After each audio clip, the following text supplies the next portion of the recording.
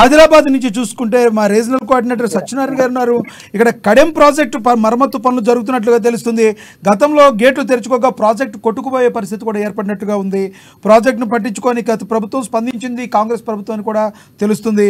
Adilabad incharge మంత్రి సీతక్క చొరవతో ప్రాజెక్టుకు మరమ్మతులు కూడా జరుగుతున్నట్లుగా తెలుస్తుంది. రిపేర్లకు 5 కోట్ల విడుదల, విద్యుదీకరణకు 3.81 కోట్లు మంజూరైనట్లుగా కూడా తెలుస్తుంది. 500 కిలోవాట్ల సామర్థ్యం గల ట్రాన్స్ఫార్మర్ కూడా ఇక్కడ చాలా అవసరం ఉన్నట్లుగా తెలుస్తుంది. 11 kV విద్యుత్ లైన్లు కేంద్ర అటవీ అనుమతులు తప్పనిసరి అని కూడా తెలుస్తుంది. ఇదే విషయాన్ని గురించి మరింత సమాచారాన్ని సత్యనారాయణ అందిస్తారు, మా రీజనల్ కోఆర్డినేటర్. సత్యనారాయణ గారు, ఇప్పుడు చెప్పండి, ప్రస్తుతం ఉన్న గత ప్రభుత్వం ఏదైతే ఉందో పట్టించుకోలేదు ఆదిలాబాద్ని. ప్రస్తుత పరిస్థితుల్లో ఉన్న ప్రభుత్వం, కాంగ్రెస్ ప్రభుత్వం అయితే బాగా పట్టించుకుంటుందన్న దాఖలాలు అయితే కనబడుతున్నట్లుగా ఉంది.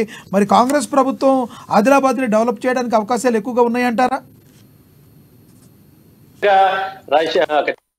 లక్ష్మీనాథ్ అయితే ఏదైతే ఇక్కడ జిల్లాలో ఉన్నటువంటి, అంటే ఉమ్మడి ఆదిలాబాద్ జిల్లాకు సంబంధించి జిల్లాలో ఉన్నటువంటి యొక్క కడెం ప్రాజెక్టు, అంటే ఒక రకంగా చూస్తే ఇక్కడ జిల్లాలో అది అతిపెద్ద ప్రాజెక్టు. అలాగే కొన్ని వేల ఎకరాలకు సాగునీరు, త్రాగునీరు అందించినటువంటి ఒక కడెం ప్రాజెక్టు దుస్థితి మాత్రం చాలా ఘోరంగా ఉండే. ఎందుకంటే అది దాదాపుగా ఆ ప్రాజెక్టు నిర్మించి ఇప్పటికీ 60 సంవత్సరాలు అవుతోంది.